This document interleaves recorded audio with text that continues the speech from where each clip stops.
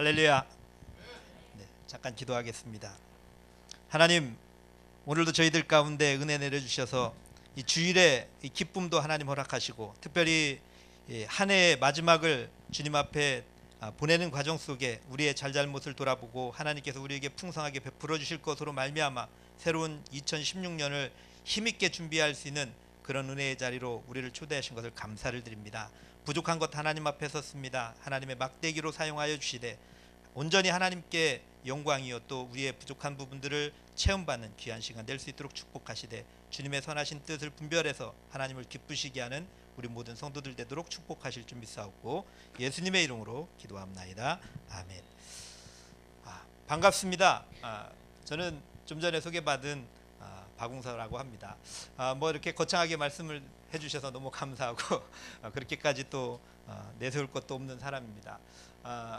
보니까 여기 한광수 목사님은 이제 제가 이제 이런저런 일 때문에 이제 교제를 하고 있는데 참 부담이 가더라고요. 그 외부에 이렇게 말씀을 전하는 기회를 저도 이제 갖기는 갔는데 이제 어지간하면 잘 하지를 않는 이유가 저희 교회도 부흥하지도 못하고 또 말씀의 능력도 없고 또 잘나지도 못해서 우리 성도들에게 정말 실천의 목회를 통해서 바른 믿음의 삶을 삶에서 실천하라 라는 것으로 또 제 사역을 잘 감당해야 되겠다라는 생각을 해서 외부 활동을 잘 안 하는 편인데 지난번에 말씀을 하셔서 간곡하게 말씀을 하셔서 또 부족한데도 불러주셔서 감사한 마음으로 달려오게 됐습니다.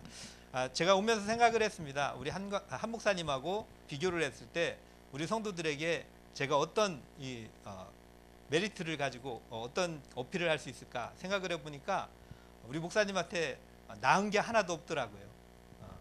하나교회 성도들을 제가 처음 뵙다 보니까 어떤 말씀을 우리 성도들에게 나누면서 은혜를 함께 공유할까라는 생각도 해보고 말씀을 전하면서는 이렇게 좀 제가 겁을 내지 않는 이런 교만 아닌 교만이 있는데 어제는 밤새도록 거의 잠을 못 자고 꼬박 세웠습니다. 왜냐하면 하나교회라는 데 우리 성도들이 어떤 마음을 가지고 이 예배를 드릴까, 어떤 분들하고 아이 컨택을 하고 어떤 분들하고 은혜의 눈을 맞출까라는 생각을 하다 보니까 잠이 안 오는 부분이 있었습니다.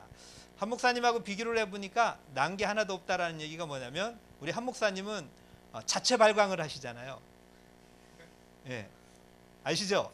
예, 저는 아직까지 진행 중이라 예, 그렇죠. 또 한 목사님 목소리가 엄청 좋으시네요. 오늘 보니까 평상시는 몰랐는데 찬양하는 목소리가 앞에서 리더하시는 부분보다 훨씬 더 목소리가 아주 까랑까랑하신, 그러면서도 굉장히 단호한 부분이 있는 그래서 우리 성도님들이 좋은 목사님을 만나고 계시는구나. 대부분의 사람들은 그런 말을 하죠. 좋은 교회를 찾습니다. 저는 이제 명성교회에서 저는 나왔는데요. 부교역자로 있다가 나오고 다른 이제 지방에 있는 교회도 이제 이렇게 사역을 하다가 개척을 했는데 사람들이 그런 얘기를 하죠. 좋은 교회를 찾습니다. 좋은 교회.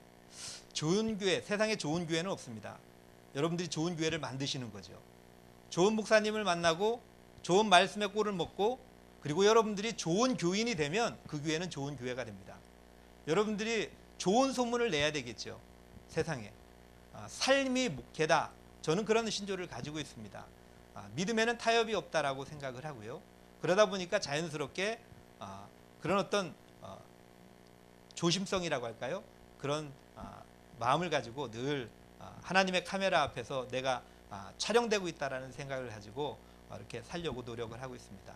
오늘 저는 여러분들에게 한 목사님이 워낙 말씀을 잘 전해주시는 분이니까 말씀을 가지고 이렇게 논하려고 하는 것이 아니라 우리 교회에서 제일 많이 얘기하는 예배에 대해서, 예배가 과연 무엇일까? 저는 우리 교회에서 항상 얘기하기를 예배에 목숨을 걸어라 라는 얘기를 해요. 오늘 마지막 이제 송년 예배를 드리면서 제가 우리 성도들 이제 신앙에 대해서 이제 돌아보면서 그런 얘기를 했습니다. 우리 성도들이 금년도에 주일 성수하신 분들이 거의 90% 이렇게 체크를 해보니까 학생들까지를 토탈을 해도 90% 이상을 다 성수를 하셨더라고요. 작년들은 2분 빼놓고 사업 때문에 아파트에 경비하시는 분이 한 분이 계시고 또 외부에 이제 이렇게 일을 하시는 분이 계셔서 피치 못해서 주일을 빠지셨는데도 불구하고 경비들은 대개 보면은 하루하고 하루 쉬고 이런 식으로 격일제 하시잖아요. 근데도 불구하고 이분은 금년도에 2번 빠지셨어요. 2번. 근무하시면서도 양해를 얻어서 예배를 다 나오시고 피치 못해서 양해를 못 받은 2번만 주의를 이제 걸르셨더라고요. 한 분은 외부에 이제 출장이 많이 있으신 분이라 외국도 나가고 그러셔서 그분은 몇 번을 빠졌을까 이렇게 생각을 해봤어요. 출석부를 딱 보니까 이분도 3번밖에 안 빠졌더라고요. 나머지는 전부가 다 주일 성수를 했습니다. 이 하나교회하고 저희하고의 이제 예배가 조금 비슷한 게 뭐냐면 저희도 오전 이 대예배가 끝나고 나면 식사하고 나서 바로 오후에 소모임으로 다 흩어집니다. 그리고 난 다음에 구역 예배가 있고요. 안에서 다 이루어집니다. 저희는 6시가 돼야지 교회가 끝납니다. 혹시 여기서 예배 후에 약속이 있으신 분들 괜찮습니다. 저는 이렇게 질문을 많이 할 거예요. 저희는 설교를 이렇게 질문을 많이 합니다. 대답할 때까지. 그 혹시 지금 3시 혹시 3시에 약속이 있으신 분들은 손을 들어주세요. 이따 3시 되면 아셨죠? 왜냐면은 혹시 약속에 지장이 있으시면 안 되니까. 저희는 3시에 예배가 끝나는 시간이 3시인데요. 3시 이후에 약속이 있다라고 손을 들면 옆에 있는 분들한테 눈총을 받아요. 그래서 6시까지는 무조건 교회에 있는 걸로 저희는 그렇게 되어 있는 교회 중에 하나입니다. 저는 오늘 이 말씀을 전하려고 이제 이렇게 말이 이제 사족을 조금 달았는데요. 먼저 저와 여러분들이 이제 이렇게 좀 공감을 해야 되니까 저에 대해서 조금 먼저 말씀을 드리면, 혹시 제 자랑이 아니고 제가 이제 시골에서 태어나서 저는 초등학교 다니기 전에 6살부터 예수를 만났습니다. 예수를 아는 거죠. 그냥 단순하게 교회를 다녔습니다. 그때는 워낙 어려운 지역에 살았기 때문에 눈만 뜨고 나면 하늘만 보이는 동네에서 태어나서 그러다 보니까 이제 너무 어려웠잖아요, 예전에는. 그러니까 이제 교회라는 데를 다닌 거예요. 그것도 약 한 40리길 정도 되는 길을 걸어서 저희 누님 손잡고 추우나 더우나 비가 오나 눈이 오나 6살 때부터 교회를 다니기 시작했는데, 저희 동네에 교회가 세워진 게 초등학교 3학년 때였습니다. 국민학교 3학년 때. 그때까지 교회를 빠져본 적이 없어요. 눈밭에도 예전에는 고무신 신고 검은 양말 구멍 난 거 꿰매 갖고 신은 거 그거 신고 다니면서 교회를 다녔어요. 저희 동네에 성도 1호가 저하고 저희 누님이었습니다. 그래서 이제 교회를 다니다가 뭐 예수를 아는 건 아니고요. 단지 교회를 가면 먹을 게 생기니까 그것 때문에 이제 단순하게 다녔죠. 이제 그리고 난 다음에 중학교 때 제가 예수를 만났어요. 정말 예수님을 만났는데, 그 예수님을 만나고 난 다음에 생각이 바뀌었습니다. 저는 초등학교 때부터 꿈이 교사였습니다. 저희 아버님이 의사 생활을 하시다가 수술을 잘못해서 다 이제 접고 시골에 낙향을 하셔서 술로다가 사시는 바람에 정말 집이 어려워지는 부분이었는데, 그래서 저희 아버님이 얘기하기를 너는 몸이 약하니까 교사를 해라. 그래서 꿈이 교사였어요. 아버지로 인해서 만들어진 꿈. 중학교 2학년 때 제가 친구를 따라서 갔던 교회에서 그 친구가 목사님 아들이었는데, 그 친구 때문에 제가 그 친구가 다니는 교회로 제가 이제 옮기게 됐어요. 시내로 나와서. 그러는 중에 예수를 만났습니다. 그 예수를 만나고 난 다음에 제 인생의 삶이 바뀌기 시작했어요. 꿈이 목사가 돼야 되겠다. 그리고 고등학교 때 돼서 제가 고등학교 때 제가 등치는 요래도 제가 태권도 시범단에 있었거든요. 그러다 보니까 이제 사고가 한 번 생겼어요. 시범단에서 시범을 하다가 사고가 생겨서 허리를 제가 다쳐가지고 제가 키가 컸으면 여기 있는 분들보다 훨씬 더 컸을 텐데 제가 허리뼈 하나를 뽑아냈어요. 예전에 탈골이 됐는데 지금 같으면 메꿔냈을 텐데 예전에는 그거를 못해서 기술이 없어서 허리뼈 하나를 그냥 뽑아냈습니다. 등뼈를. 그리고 나다 보니까 주저앉아갖고 성장판이 다쳤어요. 그리고 난 다음에 제가 시리에 빠져 있었는데, 그때 이제 또 예수를 정말 제 인격적으로 만나고 그 다음부터 인생의 삶이 교회밖에 없었습니다. 그리고 나서 이제 대학을 들어가는 데서 저희 아버님이 교사가 꿈이었기 때문에 사범대학을 갔고요. 그리고 교사가 됐습니다. 교사가 됐는데 저희는 핍박을 많이 받고 살았습니다. 뭐 예전에 여기 연세 드신 분들은 알겠지만 교회 나가는 건 난리가 나죠. 저희는 불교 집안입니다. 여러분, 단순한 불교 집안이 아니라 저희 큰아버님이 큰 절의 주지 스님이에요. 저희 큰어머님도 따라서 큰아버님을 따라서 주지가 됐고 돌아가시고 난 다음에 지금도 그 지역에서는 아주 큰 조계종 중에서 큰 어떤 절이라고 얘기할 수 있는데, 그 절에 있다 보니까 저희 아버님도 자연스럽게 형제를 따라서 불교 집안이 됐습니다. 그러다 보니까 이제 예수 믿는 거에 대해서는 아주 핍박이 심했죠. 저희 누님은 이 피아노 이제 풍금은 이제 반주자였었는데 반주를 했는데, 교회에 앉아갖고 반주하면 저희 아버님이 교회 문 열고 들어와서 머리채를 끌고 줄줄 끌려 나갈 정도로, 그래서 지금도 여기에 이제 이렇게 머리가 없을 정도로 저희 성경책은 뭐 수도 없이 불태웠고요. 그렇게 하셨던 분인데, 아버님이 뜻밖의 돌아가셨어요. 갑자기 교사로다가 나가서 이제 재직을 하고 있는데 아버님이 1월 20일 날 돌아가셨습니다. 돌아가시자마자 바로 장례 치르고 나서 학교에 가서 사표를 던졌어요. 왜냐하면 신학을 하려고. 그리고 나서 다 접고 이제 서울로 올라와서 이제 신학을 하기 시작했습니다. 그리고 이제 이렇게 해가지고 이제 목회를 이제 하기 시작했는데요. 목회를 하는 가운데 생각한 게 뭐냐면, 내가 단순하게 말씀을 전하는 게 아니라 이 말로 전하는 이런 말씀의 선포가 아니라 삶으로 보이는 말씀의 선포를 해야 되겠다. 그래서 제 목회 철학이 그때 이제 형성이 됐고 지금까지 이렇게 살아오고 있습니다. 목회가 제일 힘든 게 뭐냐 하면 보여지는 목회. 성도들에게 그것을 신뢰를 받을 수 있는 것이 가장 중요하다는 생각을 합니다. 제가 올해 이제 목회가 13년 차, 이제 저희 교회가 이제 14년 차가 되는 교회인데요. 그러다 보니까 이제 중학교 1학년이 되는 거예요. 저희가 19일 날, 12월 19일 날이 13주년을 저희가 이제 예배를 했는데, 줄기차게 우리 성도들이 늘 얘기하는 게, 목사님은 처음이나 끝이나 똑같아요. 그 소리가 저는 세상에서 가장 좋은 칭찬의 소리로 저는 듣고 있습니다. 그럼에도 불구하고 이 신앙에는 전혀 타협이 없는, 우리 성도들에게 교리 공부 제가 빡세게 시키고요. 말씀 공부 빡세게 시키고요.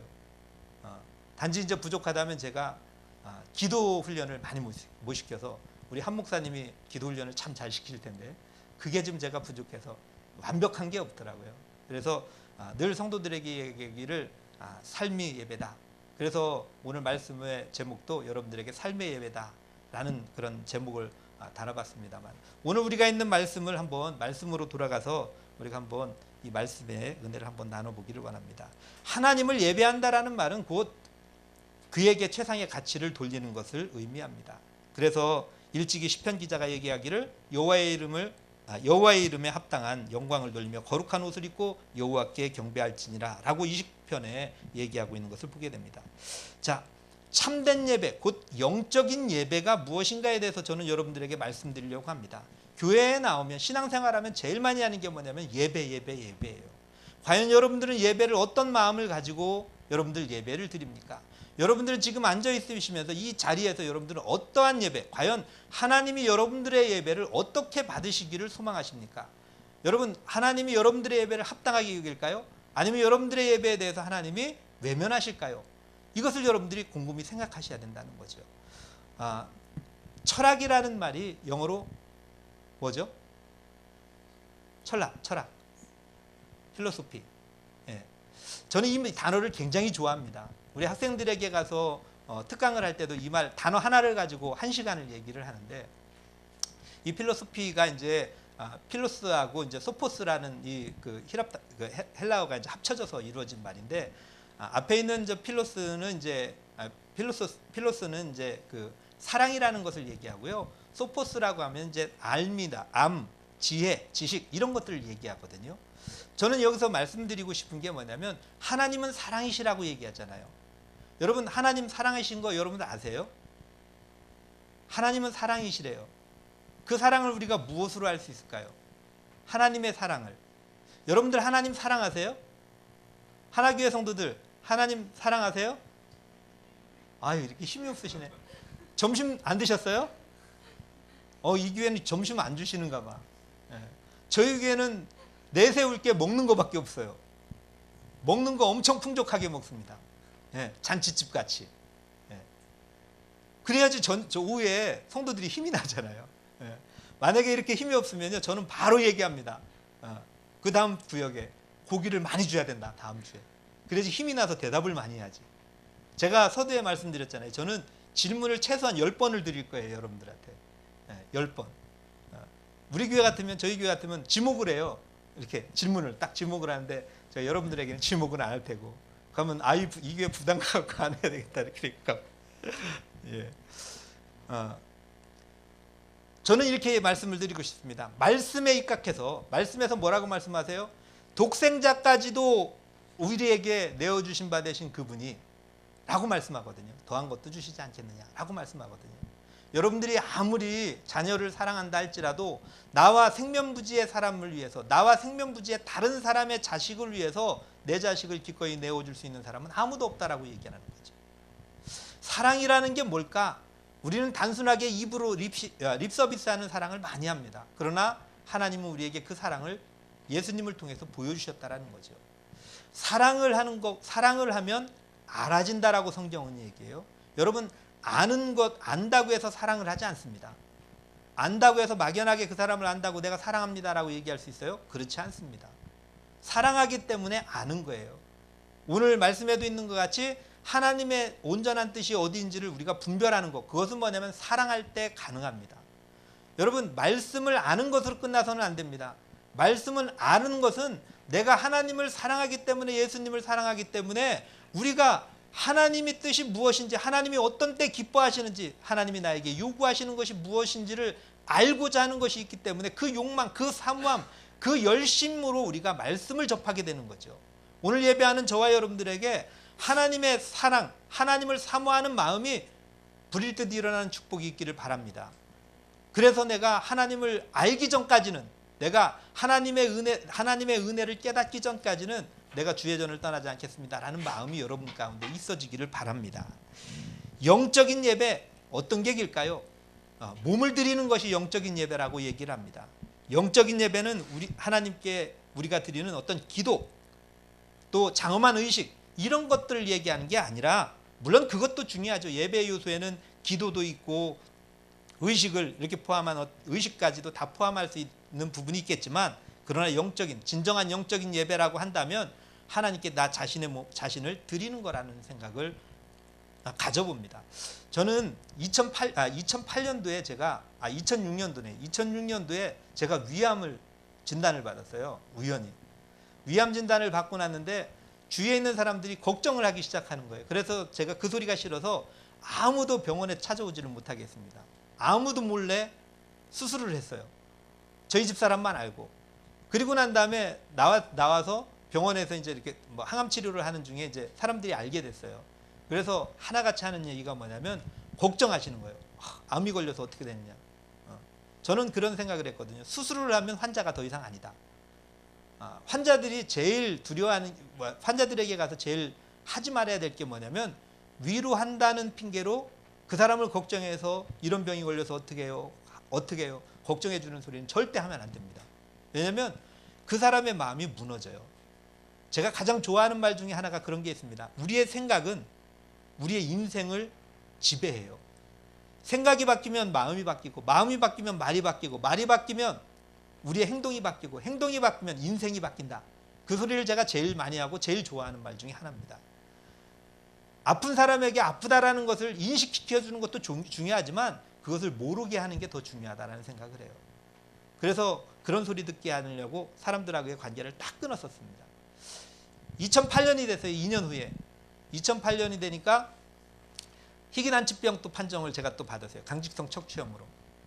그리고 난 다음에 2010년이 됐습니다. 2010년이 되니까 42도가 오르는 열로다가 제가 한 일주일을 고생을 했어요.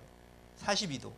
나중에는 막 가물가물하니까 집사람이 무슨 행사를 하는데 아침에 그 행사 마무리를 지금 출발을 해놓고 제가 쓰러져야 되겠다는 생각을 해서 컴퓨터 앞에 앉아 있다가 갑자기 쓰러졌어요. 그냥.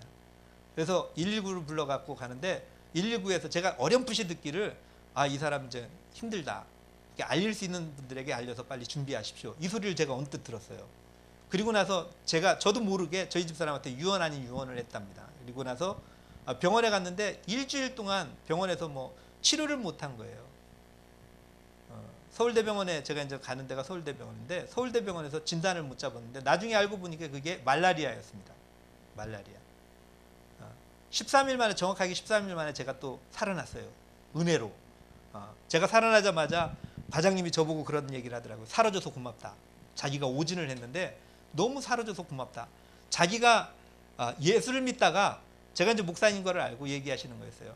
예수를 믿다가 신앙생활을 안 했는데 당신 오진하고 나서 자기 자리 때문에, 사실은 자리를 보존하려고 오진했기 때문에 책임이 있으니까 그걸 면하게 해달라고 매일 새벽같이 가고 기도했대요.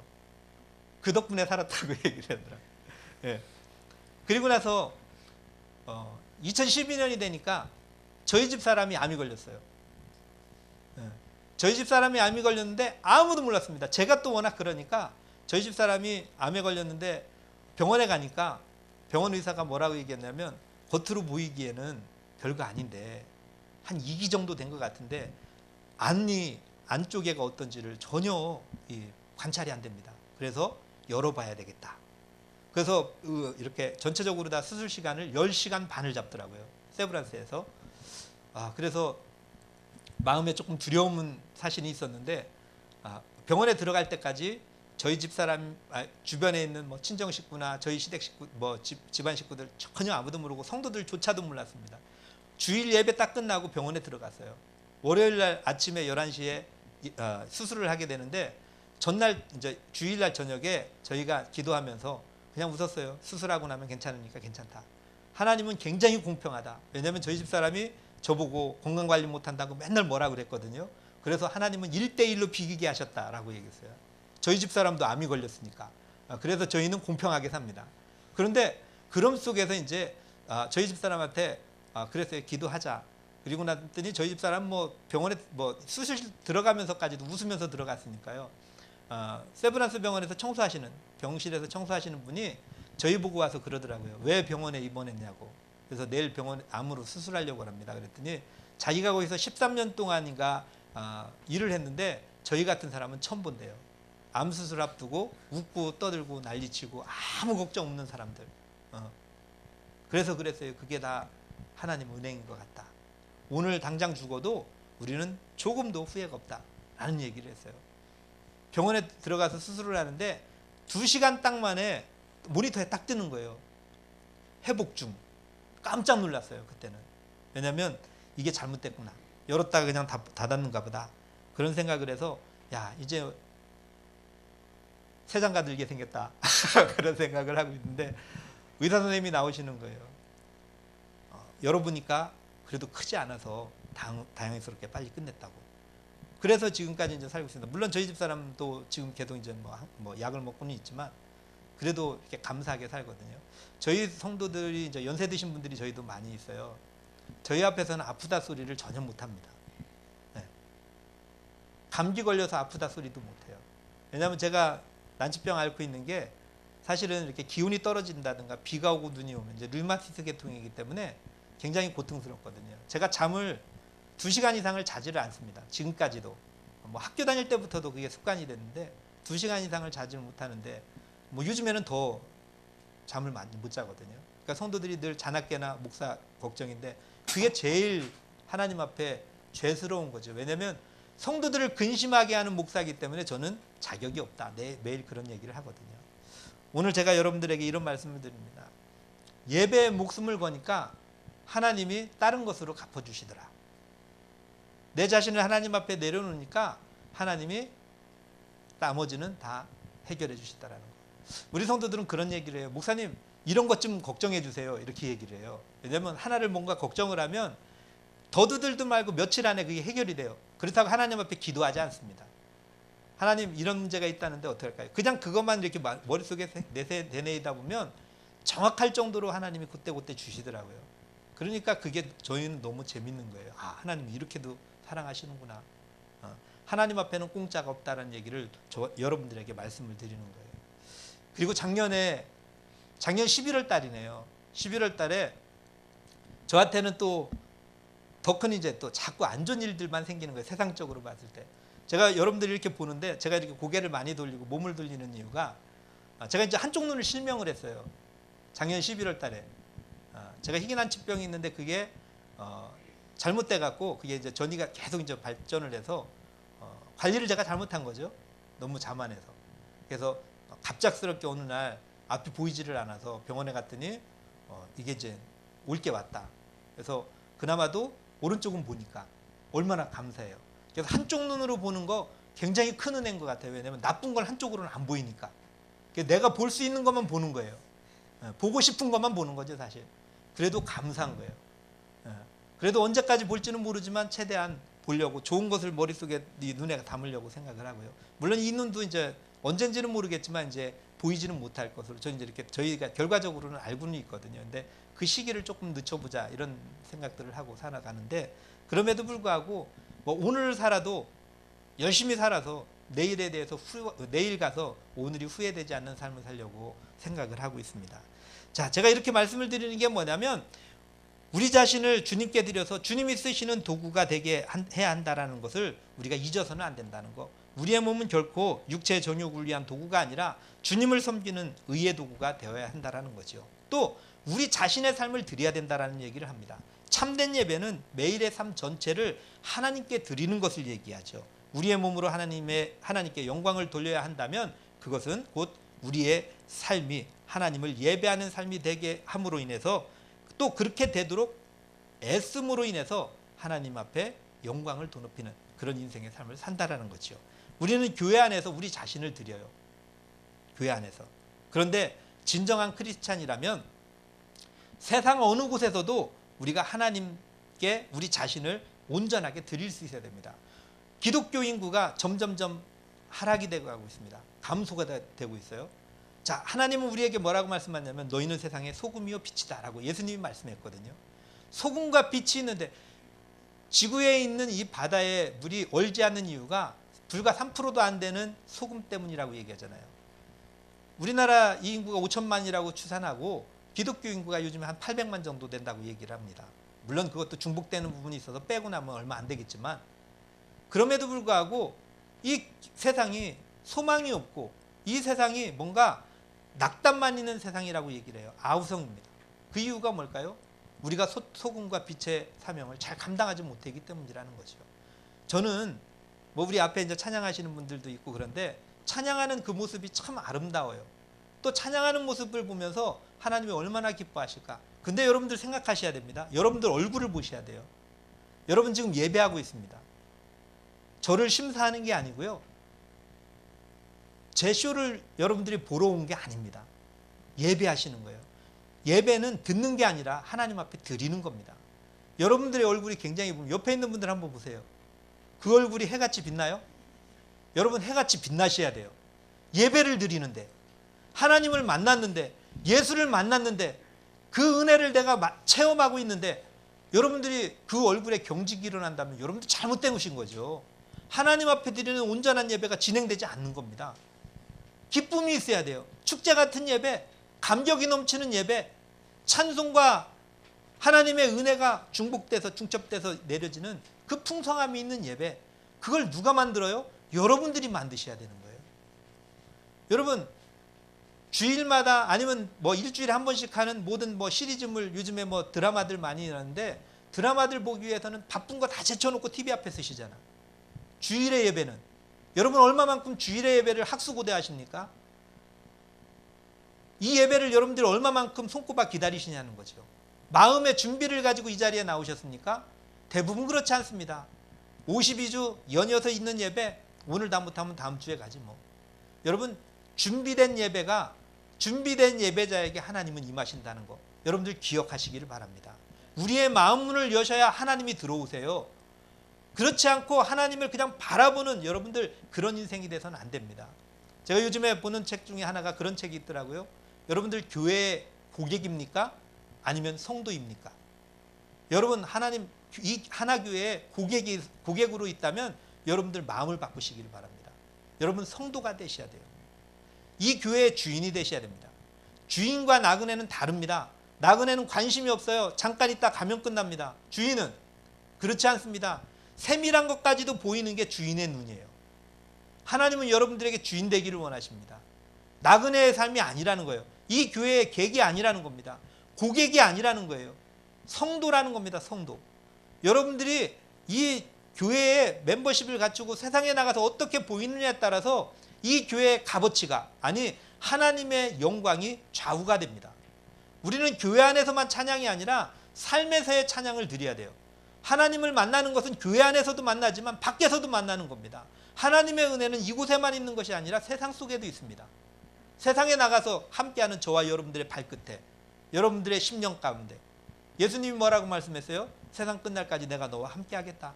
그 말씀 하나 가지고 여러분들 승리하시기를 바랍니다. 그런 인생의 삶을 사셔야 돼요. 저는 굉장히 도전적인 삶을 삽니다. 도전적인 삶을. 우리 교회에 젊은 지금 성도 한 분이 있는데 사업을 하는데 한 19년 정도를 열심히 사업을 했는데 도저히 안 되는 거예요. 저한테 상담이 왔어요. 뭐 물론 기도를 하는데 지난번에 얘기했습니다. 그것이 아니라고 한다면 과감하게 끊어라. 과감하게 정리해라. 그래서 지금 정리하고 있습니다.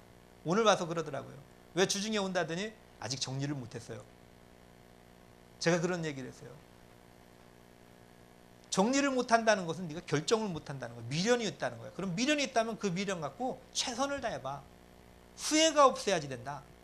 저는 교사로다가 오늘도 오는 중에 차를 타고 오는 중에 그 기사분이 얘기하더만 교사 요즘에는 대우가 좋거든요. 교사를 내버려 두고 왜 나오셨어요? 이런 얘기를 하는데 저는 교사보다 더 좋은 게 있다라고 얘기했어요. 그게 뭐냐고. 저는 제가 하고 싶은 걸 하는 거예요. 누가 떠밀려서가 아니라 제 스스로가 결정한 거. 그러니까 뒤에 미련도 없죠. 저는 그런 얘기합니다. 우리 아이들에게도 그런 얘기하고 성도들한테도 그런 얘기하는데 저는 세상에 나가면 할 일이 너무나도 많은 것 같아요. 할 일이 너무나도 많아요. 왜냐하면 돈 버는 것도 보여요. 직업 가질 수 있습니다. 뭐를 해도 저는 자신 있다고 생각해요. 그게 오만이죠. 그런데도 불구하고 세상에 다른 건 몰라도 믿는 사람들이 그런 담대함은 있어야죠. 자신감이 있어야죠. 능력 주시는 자 안에서 능치 못할 리 없다고 말로는 하는데 그 능력이 나에게 있는데도 불구하고 내 안에 보증수표를 백지수표를 넣고 다니면서도 우리는 가난하게 사는 거예요. 심령의 가난함으로. 세상 속에서 움츠리고 세상 속에서 비굴하게 사는 거, 그게 성도의 삶은 아니라고 생각합니다. 여러분 어깨를 펴십시오. 담대하십시오. 혹시 금년 한 해 여러분들이 이루지 못한 부분들이 있다면 여러분들 후회하지 마십시오. 왜? 여러분들에게는 2016년이 있습니다. 하나님은 오늘이 끝이라고 얘기하지 않습니다. 내일이 있다고 얘기해요. 그 내일은 하나님이 우리에게 주신 꿈과 소망이 있는 희망의 내일이라는 거죠. 그 내일을 여러분들이 다스리고 여러분들이 정복하고 여러분들이 누리는 그런 승리자의 삶이 되기를 주의 이름으로 축원을 드립니다. 하나님이 기뻐하시는 예배를 우리는 드려야 된다라고 오늘 얘기합니다. 영적 예배는 하나님을 기쁘시게 해야 된다는 거예요. 어떻게 하면 하나님을 기쁘게 할 수 있을까? 믿음으로 행해야 된다는, 믿음으로. 히브리서 기자가 얘기하죠. 믿음이 없이는 하나님을 기쁘시게 하지 못한다. 이 얘기는 역으로 돌아보면 하나님이 우리의 예배를 받으시면서 기쁘게 응답하시는 것, 그 역사가 일어나는 그 열쇠는 뭐냐? 믿음밖에 없다는 건 믿음밖에. 백부장의 믿음을 여러분들이 기억할 겁니다. 중풍병자가 누운 채로 이 친구들의 손에 이끌려서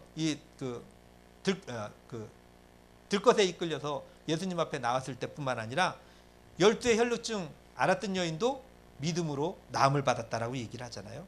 믿음은 주님을 기쁘시게 합니다. 따라서 영적인 예배를 드리려면 하나님께 대한 절대적인 그런 믿음을 가지고 있어야 된다는 거예요.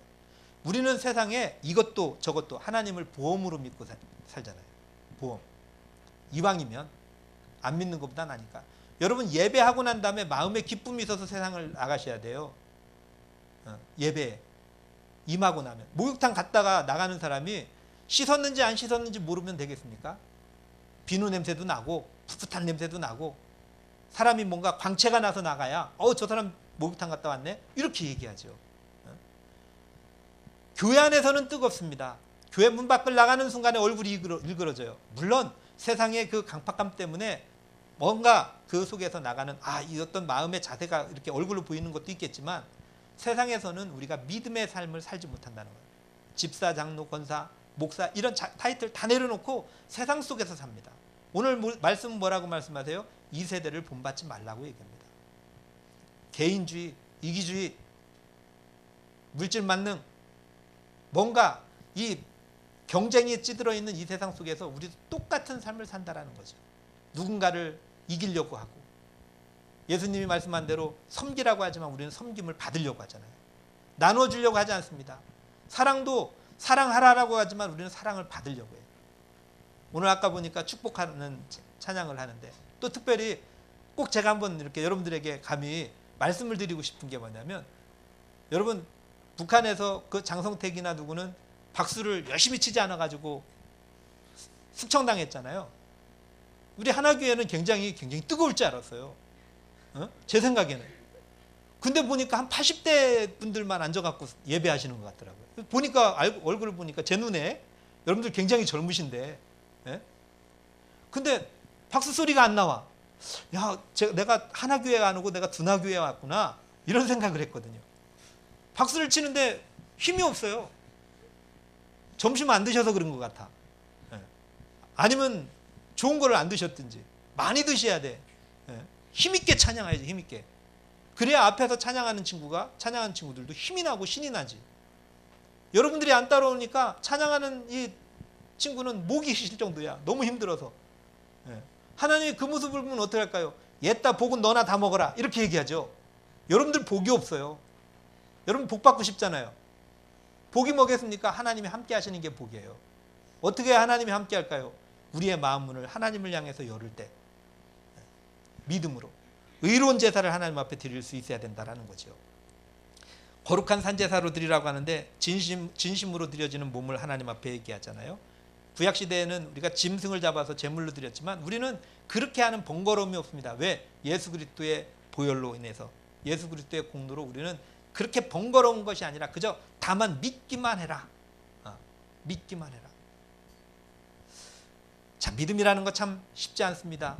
여러분, 믿음 생활 쉽지 않아요. 저희 우리 성도들한테 저희 교회에서는 매일 자주 듣는 얘기가 뭐냐면, 목사님이니까 그게 가능해요. 저희는 그게 어렵다니까요.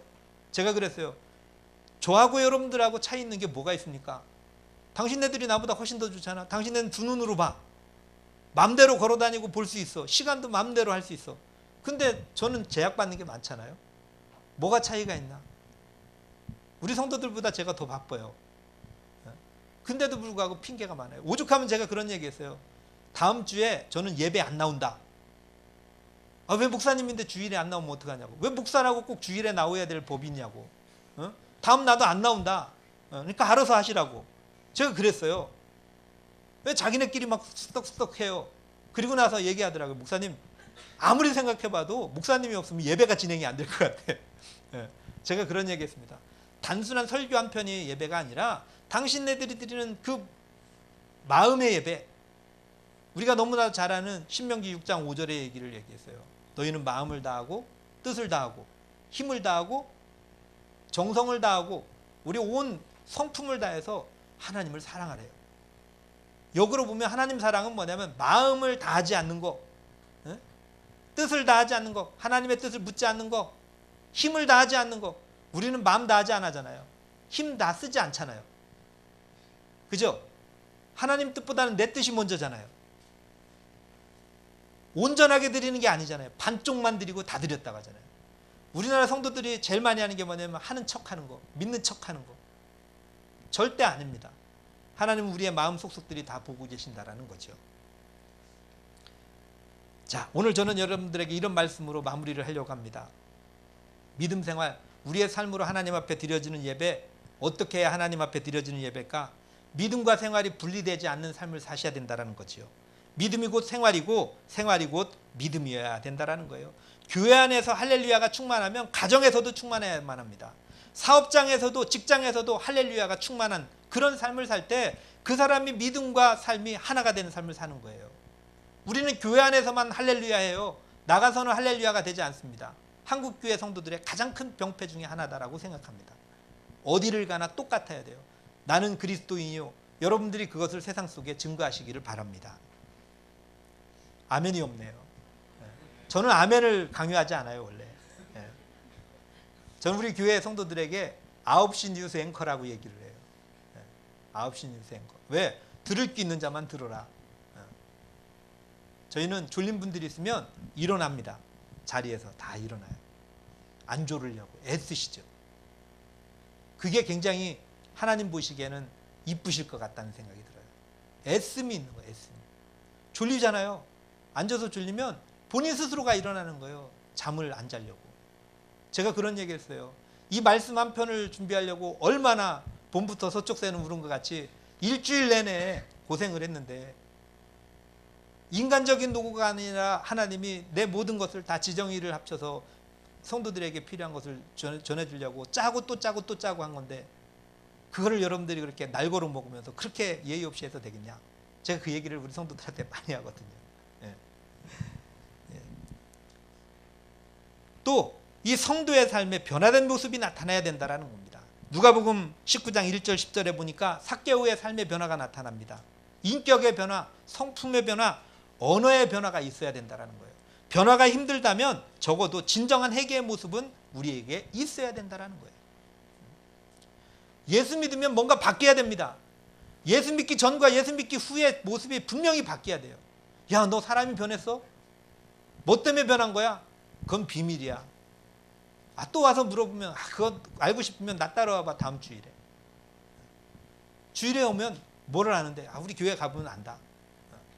왜? 여기에 왔는데, 우리 친구 따라서 강남 간다고 친구 따라서 강남에 있는 이 하나교회에 왔는데, 내 친구는 굉장히 변화된 모습이 있는데 하나교회 와보니까 다 쌀렁해, 이렇게. 뭔가 고민이 많은 분들만 있는 것 같아. 나도 여기 있다 보면 나도 고민병 걸릴 것 같아, 못 오겠어. 이렇게 하면 안 되는 거죠. 야, 천국이 따로 없구나. 하나교회 다른 데 가면 안 돼. 누구나 다 하나 되는 교회, 하나님과 내가 하나 되는 교회, 그런 교회를 찾았는데, 야, 여기가 이런 교회구나. 제발 나 좀 이 교회에 멤버십으로 다 받아주세요. 저희 교회는 멤버십이 있어요. 들어올 때 그냥 못 들어옵니다. 시험 봐야 돼요. 시험 봐야 돼요. 성도들한테 선을 다 보여야 돼요. 요즘에는 하도 이단들이 많아서, 여기는 이단을 이고 살잖아요. 쟤네들은 언제 한번, 우리 한 목사님이 맨날 그냥 기도하셔서 쟤네들은 언젠가는 이제 여기서 쫓겨나가든지 흔들리든지 다 내려오든지 회개하고, 그런 날 역사가 있을 줄 믿습니다. 저희 또 그런 얘기예요. 이단들이 하도 많아서 성도들이 다 검증을 합니다. 그러면서 얘기해요. 목사님, 저 사람은 뭔가 있을 것 같아요. 걱정하지 말라고. 걱정하지 마시라고. 2단 아니라 3단이 와도 걱정할 필요 없다. 제가 전공이 조직신학이고 교회사 전공인데, 뭐 2단들하고 얘기하는 거 너무 좋아하는 사람이니까 아주 좋다고, 언제든지 오시라고 하라고 그렇게 얘기를 하거든요. 자, 우리가 생각할 게 뭐냐면, 여러분, 예수를 믿으면 생각이 바뀌어요. 예수를 믿으면 마음이 바뀝니다. 사랑하지 못하는 사람이 사랑하게 됩니다. 이웃을 돌아보지 못했던 사람이 돌아봄이 있어요. 이기적인 사람이 이타적인 삶으로 다 바뀝니다. 기독교의 이 본질 중에 하나가 뭐냐면 이타성이 이타성. 여러분, 나보다는 너를 먼저 생각하는 게 기독교라고 저는 생각합니다. 주위에 있는 사람들을 챙겨주는 거 세상 사람들이 챙겨줘요? 안 그렇습니다. 근데 성도들은 챙겨줘요. 그리스도인이라는 명칭이 붙은 게 뭡니까? 안디옥 교회 같은 경우 그 당시에 혹사병이 창궐해 갖고 많은 사람들이 길거리에 죽어나갈 때 누구 하나 그 시신들을 수습하지 않았습니다. 그러나 이 사람들은 가서 다 수습을 하는 거예요. 그리고 유가족들을 위로했습니다. 사람들이 그거에 감명을 받은 거예요. 저들이 누구이기에 이 험난한 세상 속에서 자기도 돌보지 않는 자기 가족들도 돌보지 않는데 자기 가족같이 그렇게 선을 베푸는 거 봤더니 예수 믿는 사람, 그리스도의 제자. 여러분, 제자라는 뜻이 뭐겠습니까? 닮는 거에 담는 거. 예수님이 말씀하죠. 내가 너희에게 섬김의 본을 보였으니 너희도 섬기라. 바울이 얘기합니다. 너희는 나를 본받으라. 너희는 그리스도의 마음을 본받을 뿐만 아니라 내가 전하는 말씀을 따르고 내가 너희에게 보여주는 그대로 너희들도 내가 정말 참 진리, 참 복음을 내가 전할진데 너희는 나를 본받고 또 나와 같이 하나님의 나라를 전파하는 일에 헌신하자라고 얘기하는 게 말씀이라고 저는 생각합니다. 뿐만 아니라 우리의 언어들도 보잖아요. 언어들도. 여러분, 남편이 바람을 피워요? 여러분, 그런 사람들이 있으면 예수 믿으라고 하세요. 절대 바람 피지 않습니다. 폭력을 행사해요? 절대 예수 믿으면 폭력 행사할 수 없어요. 왜냐하면 은혜를 깨달으면 가장 세상에서 소중한 게 뭐냐면 하나님 다음 예수님 다음으로 자기 아내 자기 남편이거든. 언어적인 거, 육두문자를 갖고 다니는 분들이요, 어느 순간 되면은 말이 변화가 됩니다. 베드로가 변화된 걸 여러분들 생각해 보세요. 억셌던 베드로, 성질 급했던 베드로, 인격과 성품 모든 면에서 다 바뀌었습니다. 그런 변화가 여러분들에게 있어지기를 바랍니다. 그것이 하나님이 받으시는 영적인 예배예요. 뿐만 아니라 복음에 합당한 생활이라는 것 우리가 살아야 됩니다. 복음적인 신앙을 위해서 협력하는 것이 곧 믿음의 삶이고 그것이 영적인 예배요. 그것이 복음에 합당한 삶이라고 얘기를 합니다. 주의 일을 하면서 가장 위험한 것이 있다면 바로 자기, 나입니다. 나.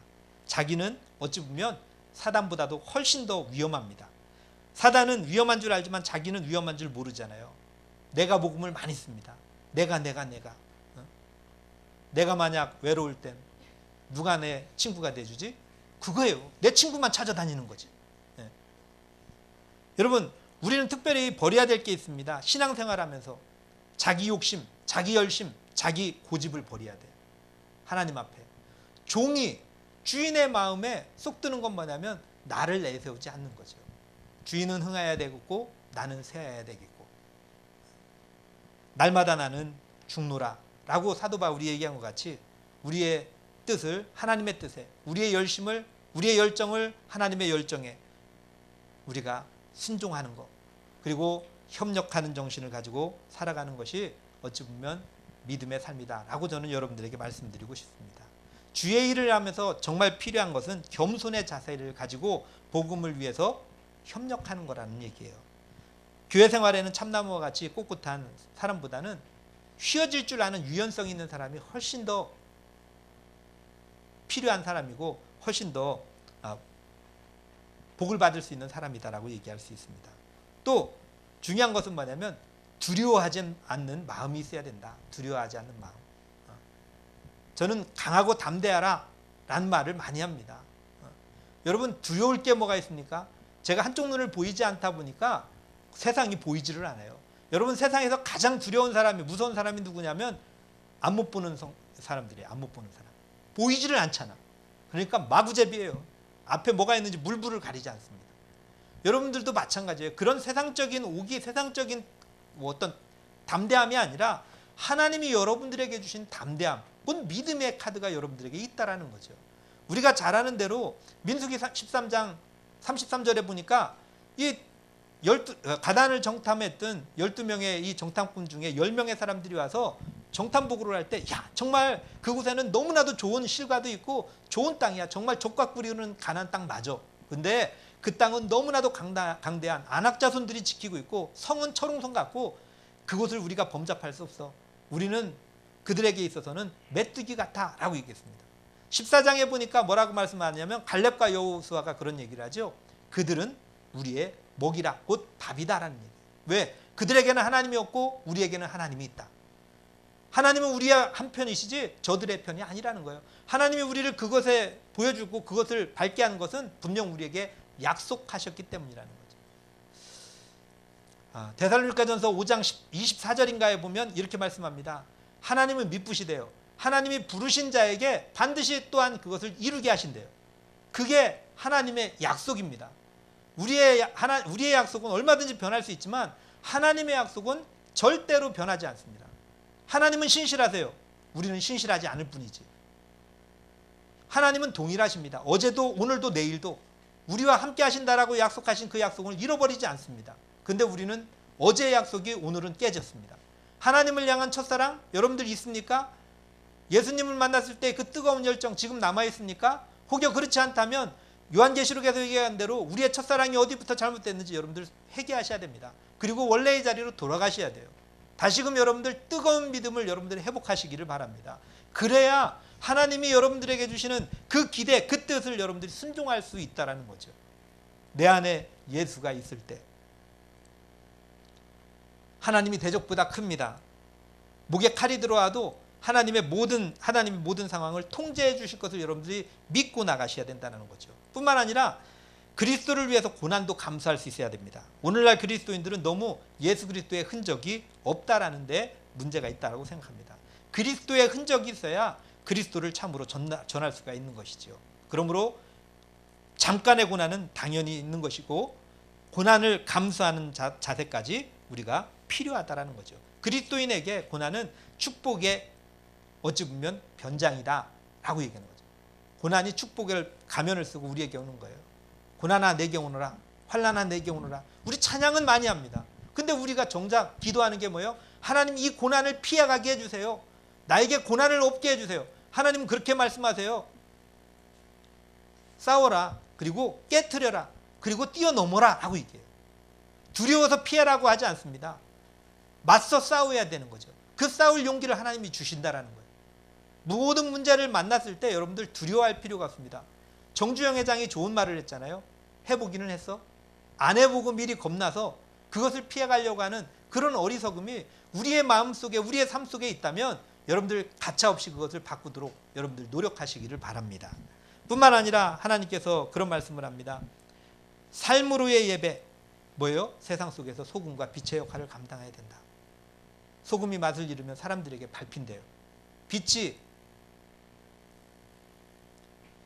온전한 빛을 비추지 못하면 그 사회가 캄캄해지겠죠. 소금이 녹아지지 않으면 음식물에 들어가서 녹아지지 않으면 짠맛만 납니다. 사람들의 인상을 찌푸리게 하죠.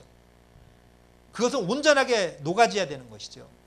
빛도 마찬가지입니다. 기름이 온전하게 태워져야지. 반만 태워지면 빛은 나겠지만 연기도 많이 납니다.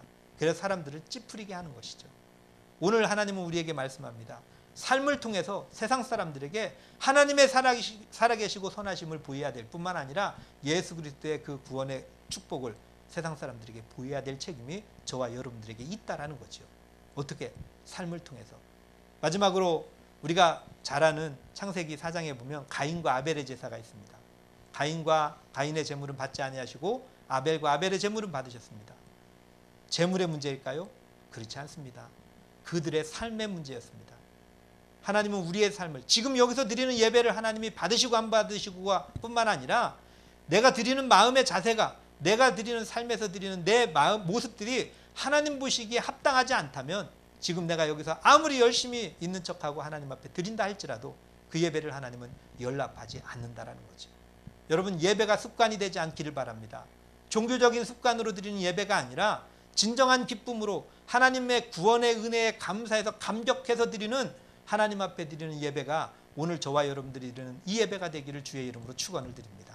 그래서 정말 우리의 삶을 보시고 또 우리의 삶을 통해서 하나님께 영광을 돌리고 진정한 하나님의 축복을 받아 누리는 여기 계신 하나교회 모든 성도들 되기를 주의 이름으로 축원을 드리겠습니다. 기도하겠습니다. 은혜로우신 하나님, 오늘 우리